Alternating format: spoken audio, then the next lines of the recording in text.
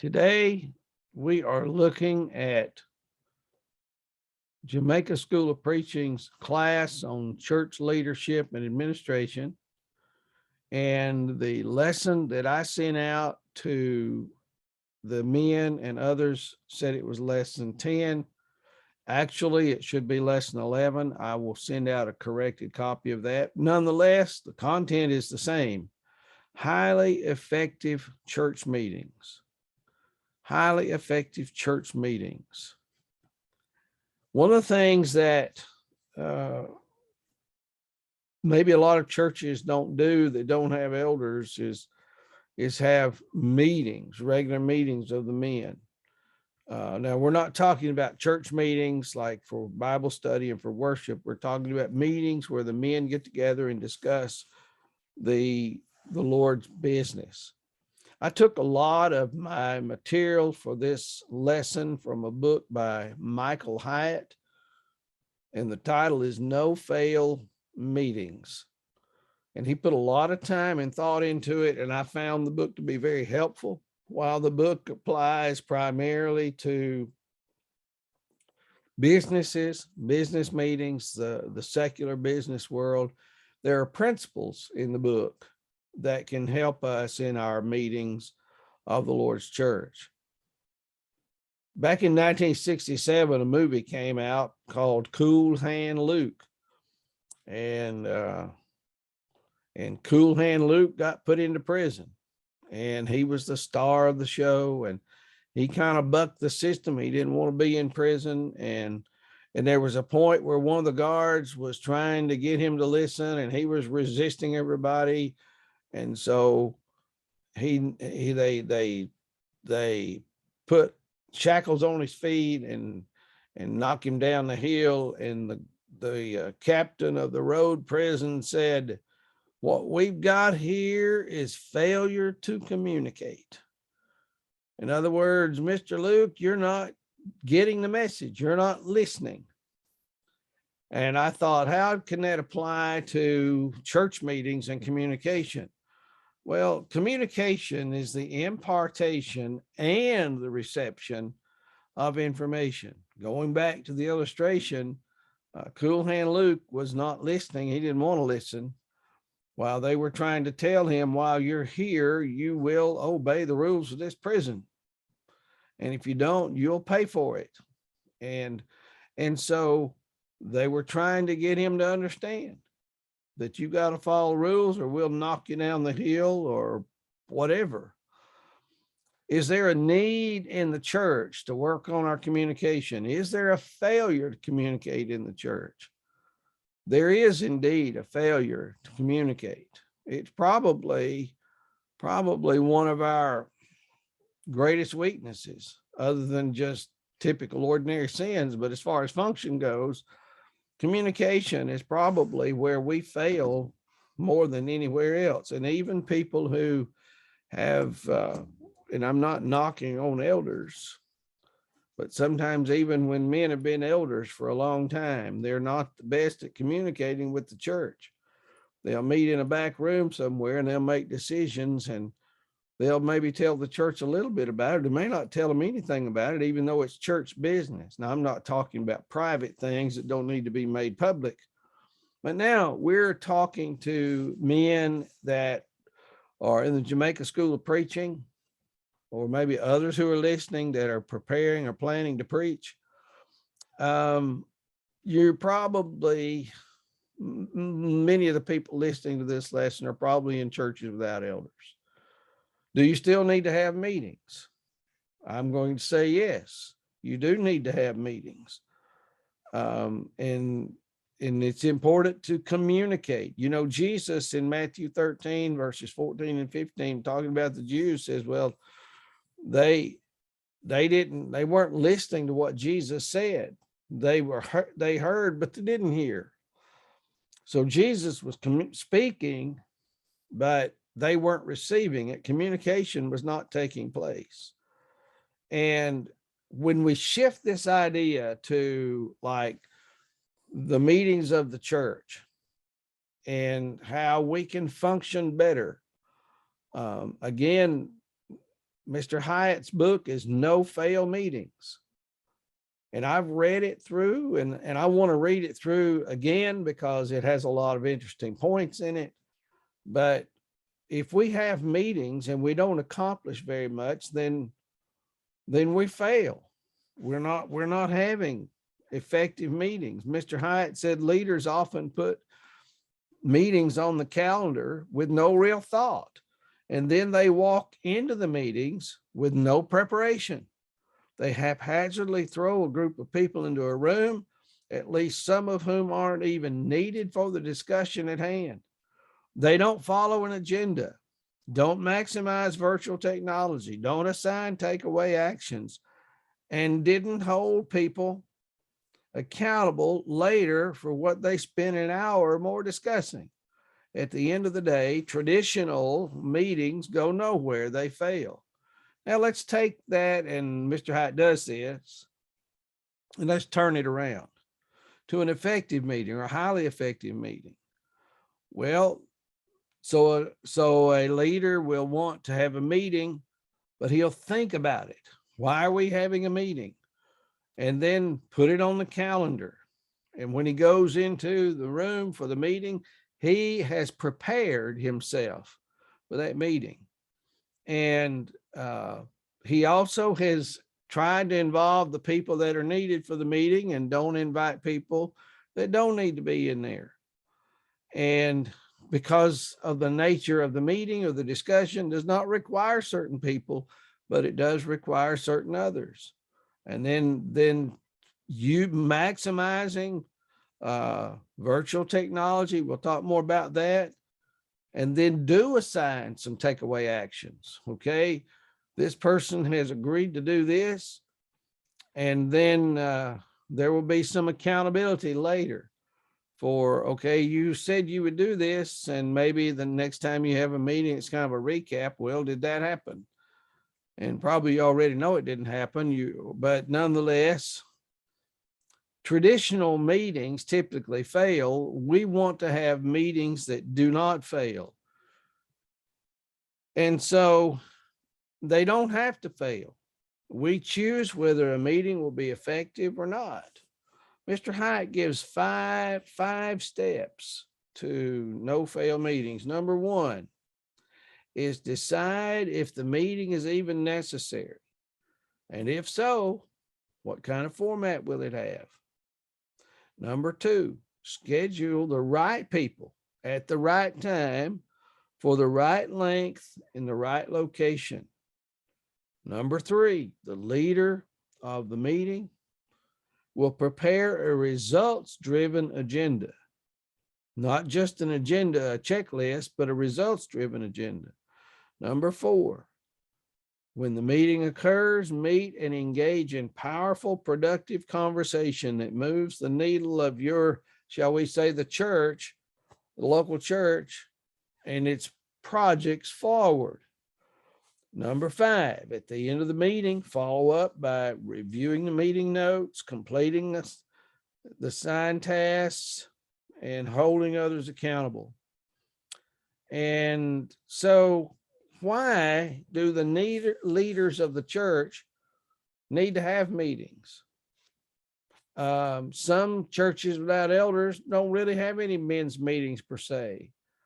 Maybe 2 or 3 men will take it on themselves to see to it that some things are done. But one of the problems with that is the failure to use the talents of other men. Besides that, there's no scripture that gives power to 1 or 2 men just because they want to get things done. There's really no authority like there is in an eldership when you don't have elders, but the Lord's work still goes on. It needs to be done. And so there have to be discussions about it. And then some men say, well, you know, I looked through my Bible and I can't find anything about a men's meeting in the scriptures. And they're talking about in the absence of elders. Well, principles are in our New Testament. Jesus often had meetings with his disciples. He spent a lot of time with them. And think about John 13, 14, 15, where Jesus washed their feet, and talked about their responsibilities and the responsibilities that would be put on them. And if you look through there, you can see some of the things that we're looking for. There was a purpose for the Lord's meeting. It was a, shall we say, a results-driven agenda that the Lord was going to be giving responsibility to these apostles. He had the right men. He had already trained these apostles, at least they were still in training. And he expected results to come from what was done. Now, so we need to have church meetings. There was a church meeting in Acts chapter 16 over the subject of circumcision with regard to the Gentiles. I would encourage the students at Jamaica School of Preaching, go read Acts 16. See what you can learn from that text about a meeting of God's men. They were talking about the Lord's work in the Lord's church. But meetings can be good. They can be bad. They can be frustrating. They can be fun. They can be productive. They can be non-productive. No organization, however, even the church, can function as they could or should without meetings. So we do need to have them. So instead of saying we don't need to, or being frustrated about the way they're done, let's talk about some reasons for having men's meetings. Now, I've made this comment and this observation in other lessons, and it's still true. The preacher is not a pastor. The preacher has no authority over the church in the absence of elders. However, when you read 1st and 2nd Timothy and Titus, you see that Paul gave responsibilities to Timothy and to Titus for things to be accomplished in the church. They were leaders. They weren't substitute elders. They weren't pastors. Neither one of them was ever called that. They were servants. They were evangelists, and they were trainers of men and women. In 2 Timothy 2 and verse 2, the things that you've heard from me among many witnesses, the same commit to faithful men who will be able to teach others also. The word for men there is the generic Greek word for male or female. It's anthropos. It's not just men, not just women, but training God's people to teach others. Well, you can't do that without meetings. And somebody says, well, you can do it in a classroom.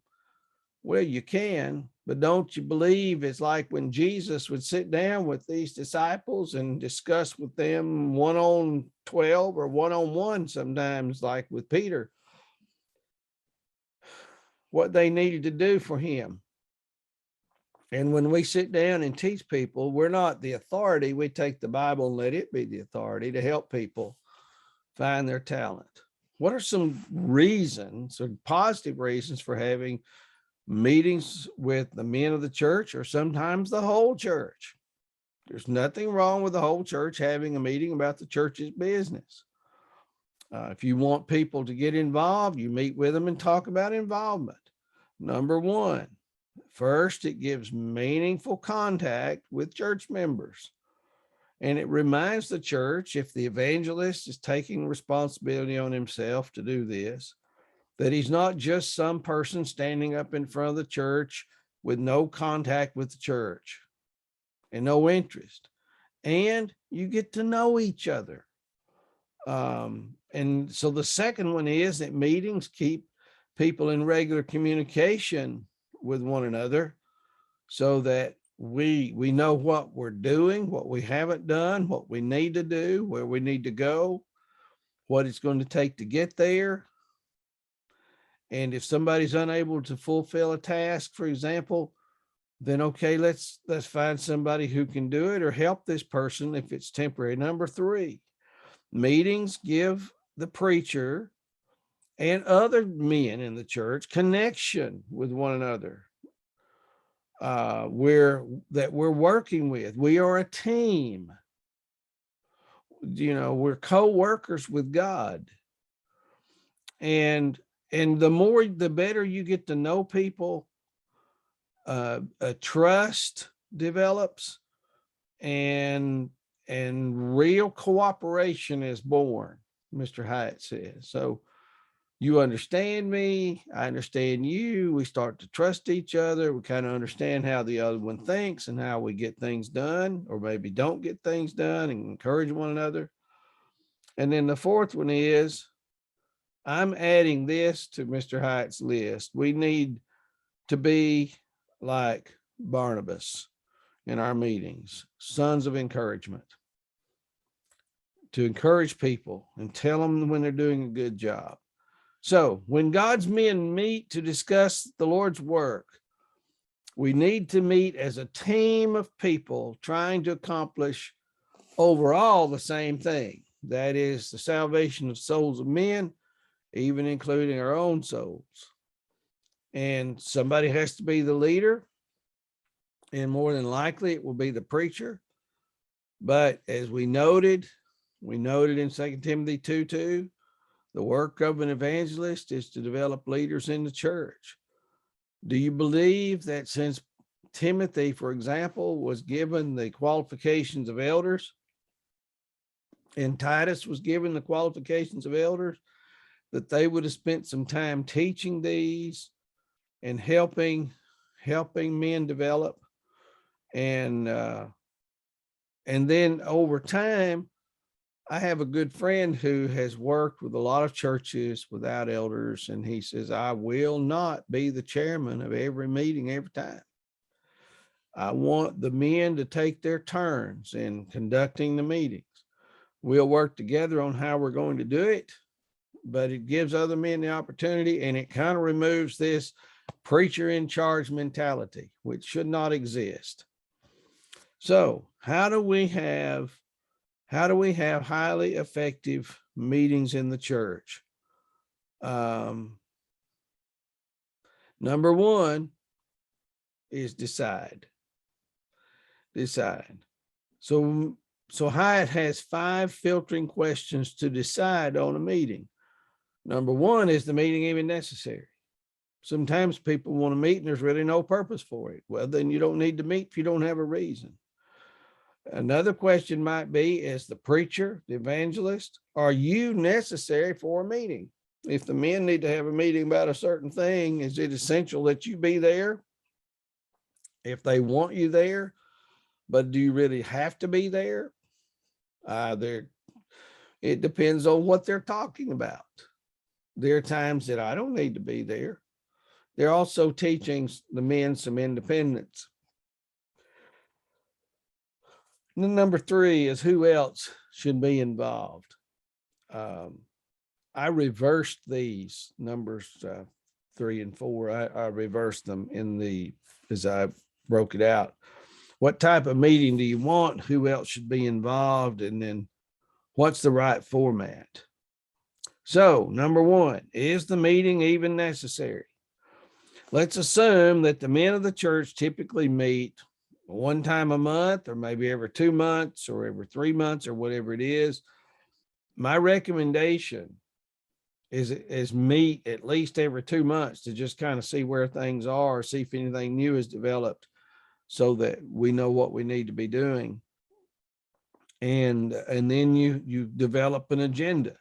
Okay, we're going to meet, like where I preach, we meet on the second Sunday of a given month. If it's every, we had gotten around recently every 2 months. I'm not saying that's what somebody else needs to do, but the second Tuesday, because the second Sunday, my bad there. On Sunday afternoon, that was convenient for everybody. The reason we did that was to give the treasurer time to prepare his presentation. And that works for us. And so what are some suggestions for the various works of the church that you talk about? Now, I'm just going to hit on these because I want to come back on this later, but there are different works of the church that need to be discussed. Worship, like who's going to be responsible that the worship is put together orderly. Evangelism, who's going to be responsible for that, or how many, and visitation, and who's going to be responsible for visitation, and edification.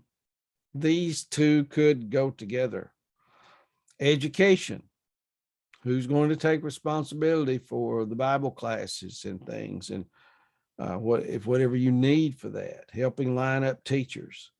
Benevolence, and then building or property maintenance. If the church owns a building, who's going to be responsible for making sure that it is well maintained? Now, where I preach, we have a couple of men responsible for the inside and a couple of men responsible for the outside, because they're two different things. And so light bulb goes out, this brother, one of these men, is supposed to take care of it. And then finances. And you need a person who understands how to make a budget, how to work with it. What I've seen done with these areas of work is the development of committees. And the men will discuss the various areas of work and find out who is comfortable with taking care of what. Make sure you try to help people understand, especially depending on what they do, like education, that or evangelism, that they are prepared or qualified to do that. And maybe the preacher wants to be responsible for overseeing evangelism. He doesn't have to be, but he might want to be. And since you're trained, you may want to be involved in the education, but somebody else might want to take responsibility for it. Now, I will prepare a separate document for these various areas of work, and make sure that things are done in an effective way to balance it out. Now, another thing that I've seen done, one of the things we do where I'm preaching, is we have a membership form. It is a blank form that somebody who maybe is not a member of the congregation, but they're already a Christian and they want to come and worship with us, 2 or 3 of us will meet, and that will be done by a committee, maybe the preacher and someone else, and talk with this person and see if there are any questions about their history. And the form kind of breaks that down. It's like, have you been married before? Are you married? And how many children do you have? Well, what abilities do you have? And try to help this person get involved in the congregation. And then a new Christian, you would want to meet with them and fill out this form and try to put them to work. You don't tell them, but say, hey, would you be willing to serve on the Lord's table? Just kind of let them work their way into doing things for the church. And there may be times when the men or even the whole church may need to meet, but you've developed a committee, let's say a visitation committee, for example, or a benevolence committee, whatever. People have agreed to take on this responsibility, and they may recruit others to help them. It's teaching the men and the women to develop and use their talents in the kingdom. It teaches the men to take responsibility for their areas of work, and it gets the work done. It doesn't go undone. Teach them to work as a team to accomplish their goals. And some people might, depending on the needs of the church, might serve on more than one committee. Someone may have more than one ability, and they're useful for that. And encourage all the members of the church to serve the Lord in one way or another. We get that from the parable of the talents. Everybody has at least one talent from Matthew 25. Now, talking about when you're going to meet, I'm going to develop that at the end of the lesson. But let's say a committee is going to meet. Well, maybe there are only 2 or 3 people on a committee. In deciding when they're going to meet, they can communicate that to one another and figure it out. If there's an upcoming event for the whole church, for example, then the men may want to meet. Let's say you're going to do evangelistic campaign or crusade, whatever you call it, to an evangelistic outreach. And maybe there's more than one church involved to come and help your congregation, and so you get together and you talk about this and how you're going to do it. But you may want all the men in that. But let's say that there's a maintenance issue, like there's something wrong with one of the toilets. Well, you don't need all the men to come together. Your maintenance people just take care of it. And if there's a financial need for that, we'll talk more about a budget later, but these are just things to think about. So is the meeting necessary? And if it is, who does it need to be involved? Who needs to be involved? Number two, are you sure you're necessary for the meeting? This can be kind of tricky. The preacher does not have to be in every meeting of the church. And the church wants him in there, fine. Make sure that if they're setting up a meeting and they want you in there, that you know why they want to meet with you, why you're needed there. Because I am a multi-talented person. I can fix a toilet. I can do electrical wiring. I can paint. I can cut a board. I can preach. A lot of things I can do, but just because I know how does not mean I need to be involved in all those things. I don't. My job in the church primarily is preaching and teaching and helping other people. So I may not be necessary in all the meetings, or someone else may not be necessary in a meeting that, say, the evangelism committee's having. If you're just trying to work on some things, you decide what works best in your congregation. And the third one is, what kind of meeting do you want to have? If you're sure that a meeting is necessary, the next step is to decide what type of meeting will work the best. And Mr. Hyatt said that most meetings tend to fall within two main types.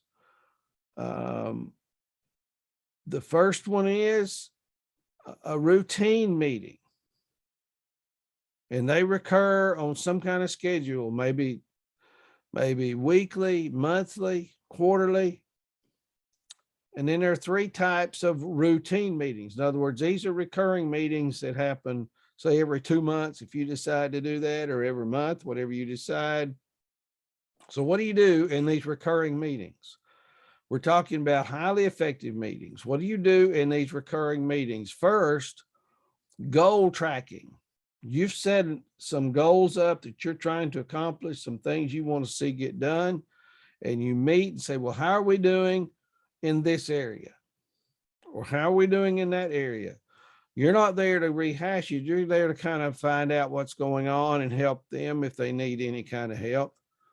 And it kind of helps other people see what's going on here, and it also helps people remember they did accept a responsibility. How are they doing with that responsibility? Are they doing the job? Are they getting it done? Are they letting things go? And if so, do you need to take yourself off the committee, or do you need to be more focused and get the job done? So goal tracking, make sure everything's moving in the right direction. Secondly, you've got priority reviews. Routine meetings give a recurring opportunity to review each team and each team member's priorities. Help them realize what's number one, what's number two. Is that necessary, or what's number one it should be the most important thing on your list. The roof is leaking, got to get it fixed, versus one of these days we need to paint this church building. Or be more serious, brother so-and-so is not faithful and we need to try to help him. Well, that's a high priority issue. And you deal with those. Or maybe and we're going to have some lessons later on church conflict, but maybe there's a family or a couple of people having conflict. and we want to try to help them. Number 3, troubleshooting. Okay, what's not going right with this? What can we do to keep this going? If things have kind of slowed down or they're not getting done, what can we do? And even take input from everybody. Just because one person is not on another committee doesn't mean they don't have a good idea to help with that particular area. Because many people have good ideas, even though maybe they're not on the evangelism committee, but they have an idea. I've had young people with good ideas. And so take those ideas and let the committee work on them. The second kind of meeting, other than routine meetings, the recurring meetings that may happen every month, every 2 months, or whenever, the second one is like what is called a one-off meeting or a non-recurring meeting. It just deals with a specific issue that needs to be dealt with one time. And once you're done with it, it's done, it's taken care of. That's not routine. And maybe it's project related. And you may not need to meet with everybody.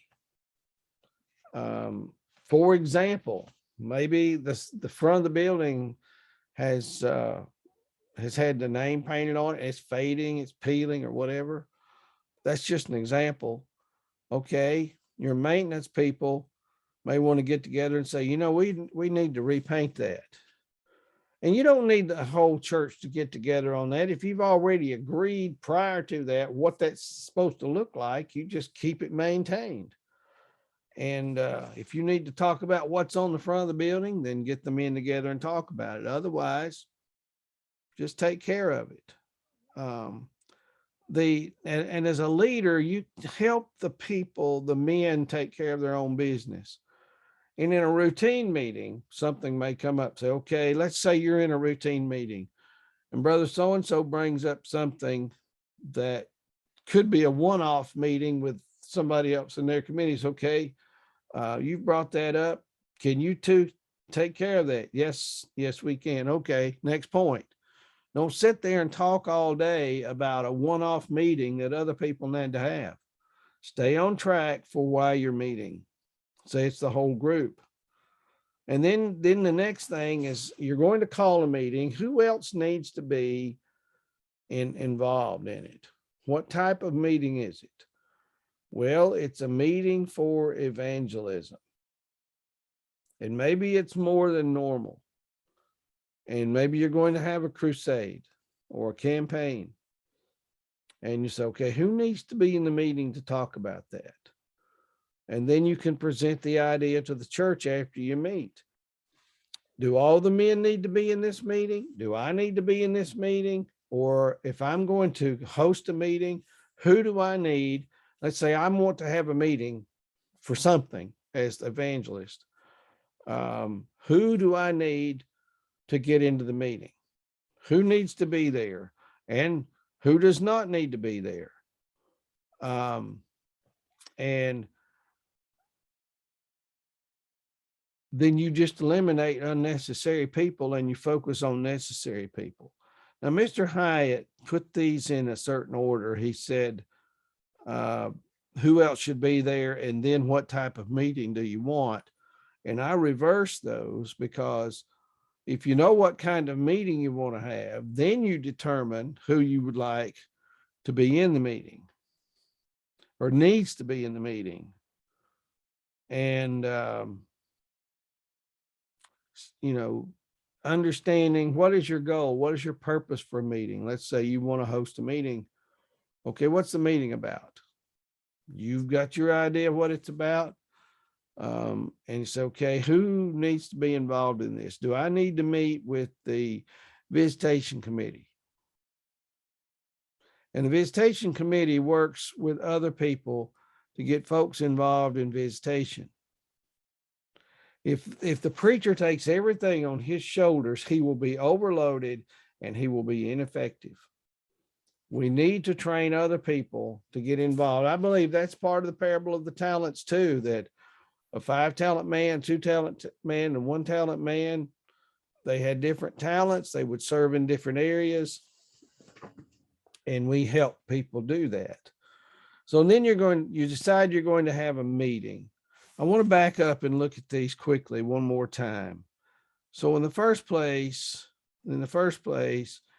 is a meeting necessary? And say, yes, a meeting is necessary. Okay. And then the second thing is, are you sure you're necessary? Or could somebody else do this? So, well, yes, I need to be there. There's something I need to talk about. Okay. What type of meeting do you have? Is it a routine meeting? Something that we do, a recurring meeting that or maybe we need to call kind of an emergency, or even if it is the recurring meeting. Naturally, you would not have all the men in a recurring, you would want to have all the men in a recurring meeting, or a one-off meeting. Say, well, I need to meet with these two brothers about this. I don't need to meet with the whole church. So that's a one-off meeting. Okay, what people do you need to meet with to get this done? Now, these are general guidelines that apply to specific situations. Now, the fifth one is, what's the right venue or setting? In other words, where do we need to meet? And there are a couple of options here. Do I need a face-to-face meeting with somebody? Well, if you're doing counseling, it really needs to be face-to-face. If you're counseling a husband and wife, if you're counseling with a brother who needs some private discussion with you as a preacher, face-to-face, if it's real serious.